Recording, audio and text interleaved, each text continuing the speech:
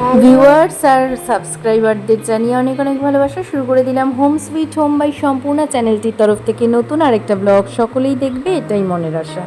So আজকে আমি আর বাবান দুজনের ভয়েস ওভার দিতে এসছি, বাবানও কিছু বলবে। তো আমরা এখানে গাড়িতে উঠে পড়েছি যাওয়ার জন্য, তোমরা দেখতে থাকো। আমরা কি কোথায় যাচ্ছি সেটা তো বলো।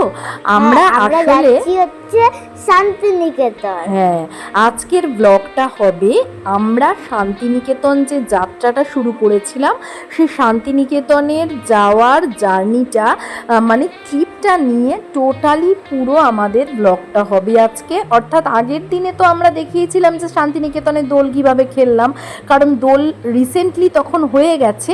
তো আজকে আবার পেছন দিকে ফিরে যাই, সেখান থেকে শুরু করব। আজকে আমাদের শান্তিনিকেতন জার্নি থেকে আমাদের ব্লগ শুরু হবে। তো বাবান কিছু বলবে?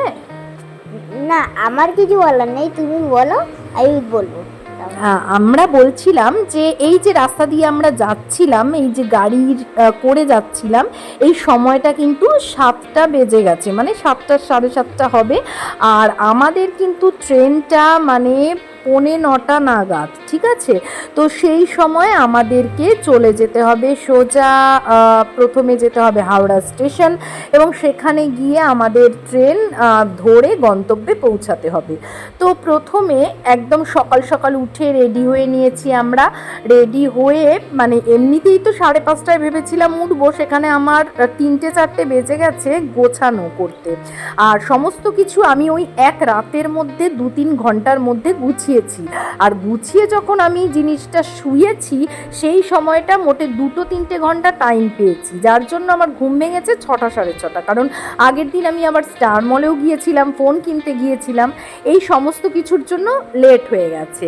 যার জন্য আমাদের কি হয়েছে, ওই কিছু সময়ের মধ্যেই রেডি হয়ে পুরো ব্যাগপত্র গুছিয়ে নিয়ে তারপরে আমাদেরকে পরের দিন সকালেই বেরিয়ে পড়তে হয়েছে। আর আগে যেহেতু সময় ছিল না, তো সেহেতু জিনিসগুলোও আমাকে ঘুরতে যাওয়ার আগের দিনই কিনতে হয়েছে, ফোন থেকে শুরু করে আমার যে কতগুলো কুর্তি বা দরকারি জিনিস সেগুলো। তো এবার বাবান একটু বলুক, আমরা কিন্তু অলরেডি কথা বলতে বলতে ট্রেনে উঠে গেছি। বাবান কিছু বলো। তো আমি যখন রাত্রিবেলা ঘুমালাম, তারপর ভাইয়ের সেদিন শরীর খারাপ ছিল, তারপর আমি উঠে গেলাম, তারপর একটু পরে তারপর আমার ঘুমই আসছিল না রাত্রিবেলা। ওর এক্সপেরিয়েন্স গুলো বলছে, কিন্তু বাবা তারপর আমি আর ঘুমাইনি।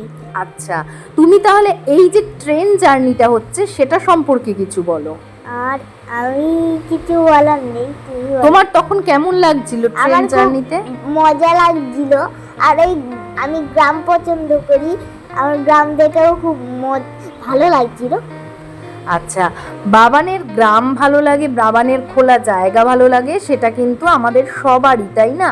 আমাদের খোলা মেলা জায়গা, মাঠের মতো জায়গা দেখলে, এখনও তো এই যে ক্ষেত খামার মাঠ দেখতে পাচ্ছি, এখানে দেখে মনে হচ্ছে একদম দৌড়ে চলে যাই আর দৌড়াতে থাকি ওই মাঠটা জুড়ে।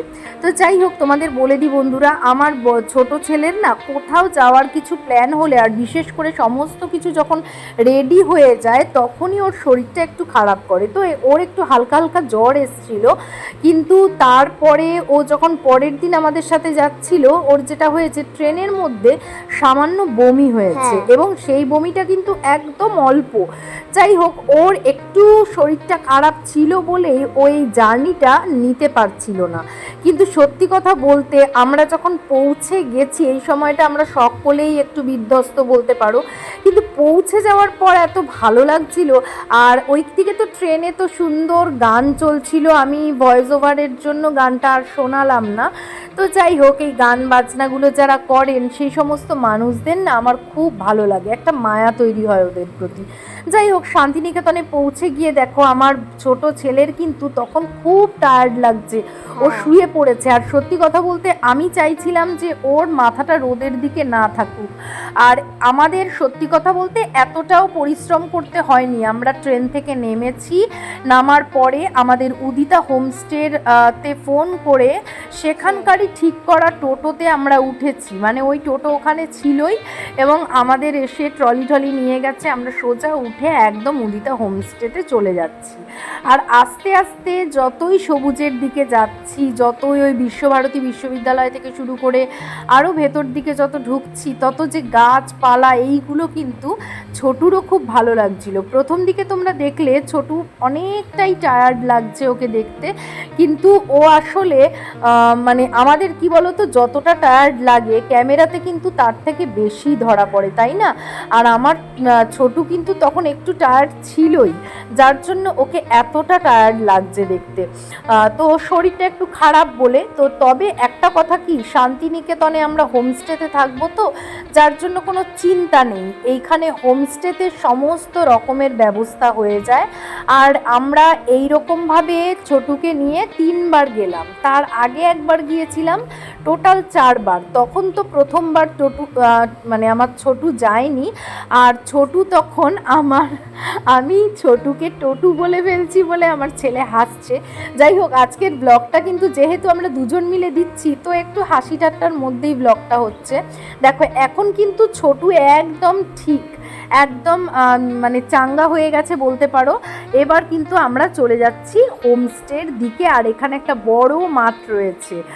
আর বামন, মাঠটার নাম তোর মনে আছে? না, মনে নেই, কিন্তু আমাদের এই যে হোমস্টেটা এই যে পাশে, না লাল রঙের আমাদের পাশেই আছে হ্যাঁ, লাল রঙের যে বাড়িটা দেখতে পেলে, তার পাশে এই যে সাদা রঙের বাড়িটা দেখতে পাচ্ছ বাদিকে, এইটাই হচ্ছে আমাদের হোমস্টে, উদিতা হোমস্টে।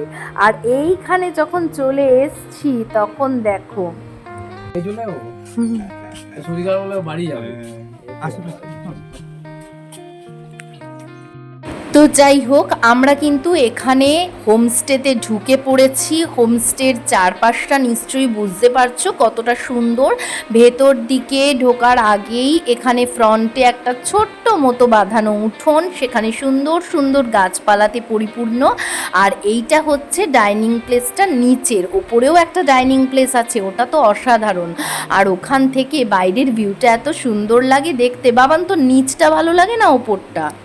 আমার নিচটা আর ওপরটা ওর দুটোই ভালো লেগেছে, আসলে পুরো হোমস্টেটাই ওর খুব ভালো লেগেছে। আর আমাদের দেখো বরণ করে নিচ্ছে, দুটো চিরকুট হাতে দিয়েছে, একটা চকলেটও দিয়েছে। হ্যাঁ, দুটো চিরকুট হাতে দিয়েছে, আর তার সাথে একটা নয় অনেকগুলো চকলেট দিয়েছিল। আর এই যে ফুলের কুড়ির মধ্যে চন্দন লাগিয়ে আমাদের কপালে চন্দনের ফোঁটা দিয়ে দিয়েছে। এইভাবেই আমাদের স্বাগত জানানো হয়েছে। আর ওই চিরকুটের লেখাটা কিন্তু উদিতা হোমস্টের যিনি ওনার, তার ওয়াইফ, তিনি লিখেছেন। তিনি অসাধারণ একজন সঙ্গীত শিল্পী, পরে তার সাথেও আলাপ করাবো। তো আমাদের এই যে ঘরটা খুব সুন্দর সাজানো, আর সুন্দর একটা ফুলও দেওয়া রয়েছে, সুগন্ধি ফুল ঘরের টাওয়ালটার ওপরে, মানে বিছানার ওপর যে টাওয়ালটা রাখা সেখানে। আর আমাদের রুমটা না অনেক সুন্দর ছিল, সবই সুন্দর ছিল। হ্যাঁ, তো আর আরেকটা কথা হচ্ছে, হ্যাঁ আমরা কিন্তু রুম দেখেছিলাম কোন কোন রুম রয়েছে। আর সত্যি কথা বলতে বাবানেরও প্রথম উত্তরা রুমটি পছন্দ হয়েছিল, আর আমারও এটা পছন্দ হয়েছিল। তো তোমাদের তো বলতেই ভুলে গেছি, আমরা যে রুমটা পেয়েছিলাম এই রুমটার নাম ছিল উত্তরা, বলাকা, পুবালি, এরকম অনেকগুলো রুমের নাম। টোটাল ধরো 6টা রুম পুরো বাড়িটার মধ্যে, আর এই 6টা রুমেরই আলাদা আলাদা কিন্তু নাম আছে।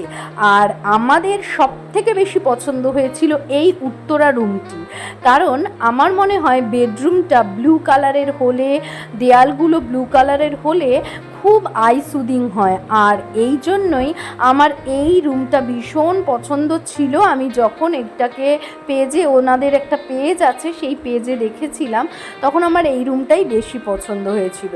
আর বাবানেরও আমি শুনলাম যে বাবানেরও উত্তরা রুমটা পছন্দ হয়েছিল। ওখান থেকেই আমি বাবানের কাছে জিজ্ঞেস করে নিয়েছিলাম যে তোর কোনটা পছন্দ, তো ওরও এই রুমটা পছন্দ ছিল। আলটিমেটলি আমরা এই রুমটাই পেয়েছি। আর পেছনে কিন্তু একটা সুন্দর ছোট্ট বাগান আছে, যেটা দেখিয়ে দিলাম। আর রুমটার মধ্যে কি কি আছে দেখো, একটা ডাবল বেডের খাট রয়েছে, একটা সুন্দর আয়না, আয়না নয়, এটা আয়না বলতে পারি, আয়নাটাই শুধু, যেটাকে বলা হয় ড্রেসিং টেবিলের মতো রয়েছে। তার সাথে পাশে একটা ছোট্ট টেবিল রয়েছে, আর বেডের মধ্যে 4টে পিলো রয়েছে, একটা টাওয়াল দেওয়া রয়েছে, এবং তার সাথে এই যে আলমারিটা, এই আলমারির ভেতরে বেশ অনেকটা জায়গা রয়েছে, জিনিসপত্র জামা কাপড় রাখা যেতে পারে। তারপর একটা টিভি আছে, আর এসির রিমোট আর নর্মাল টিভির রিমোট তো দিয়েইছে। বাদ বাকি যে জিনিসগুলো ছিল সেগুলো তোমাদেরকে দেখিয়ে দিয়েছি, বসার জিনিসও ছিল। তো যাই হোক, এখানে দেখো আমরা খাওয়া দাওয়া করতে চলে এসেছি। এই সময়টা কিন্তু দুপুর হয়ে গেছে। দুপুরবেলা আমরা স্নান টান করে একদম রেডি হয়ে, আমি কিন্তু 2 ছেলেকে আগে রেডি করে দিয়েছি বেরোনোর জন্য, তারপরে আমরা খাওয়া দাওয়া করে গিয়ে আমি আর শুভ্র রেডি হব। তো যাই হোক, এই যে জায়গাটা, এটা কিন্তু খুব সুন্দর। তুই বল কিছু এবার। আমি কিছু মনে করছি না, তুমি একটু বলো। আচ্ছা, বাবানের আর কিছু মনে পড়ছে না, আমি বলি। একটু পরে বলবো। এই জায়গাটায় কিন্তু মনে পড়লো।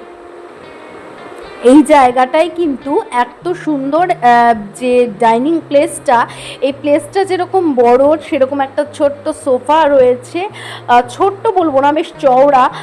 তো যাই হোক, এই ডাইনিং প্লেসটাও ভীষণ সুন্দর। আর এখানে আমাদের খাবার চলে এসছে দুপুরের, ডাল, আলু ভাজা, কাতলা মাছ আর আলু উচ্ছা পোস্ত, এবং তার সাথে রয়েছে চাটনি, স্যালাড। আর এই প্রসঙ্গে বলি, তোমরা আশা করি দেখে বুঝতে পারছো কতটা টিপ টপ, পরিষ্কার পরিচ্ছন্ন, একদমই খুবই সুন্দর। হোমস্টেও কিন্তু অনেক সময় এতটাও ঝা চকচকে হয় না, তবে আমি গ্যারেন্টি দিয়ে বলতে পারি উদিতা হোমস্টেতে যারা আসবে তাদের ভীষণ ভালো লাগবে, এখানকার পরিষ্কার পরিচ্ছন্নতা, ব্যবহার, সমস্ত কিছুর দিক থেকে। তো যাই হোক, নেক্সট ভ্লগে উদিতা হোমস্টের ডিটেলস তোমরা চাইলে অবশ্যই নেক্সট ভ্লগে দিয়ে দেব। আর আমাদের খাওয়া দাওয়ার পর আমরা ঘুরতে বেরিয়ে পড়েছি, আমরা চলে যাচ্ছি সোনাঝুরির হাটে। তো আজকের ব্লগটা এখানেই শেষ করছি, দেখা হবে পরের ভিডিওতে। বাকিটুকু দেখাবো নেক্সট ভ্লগে। টাটা।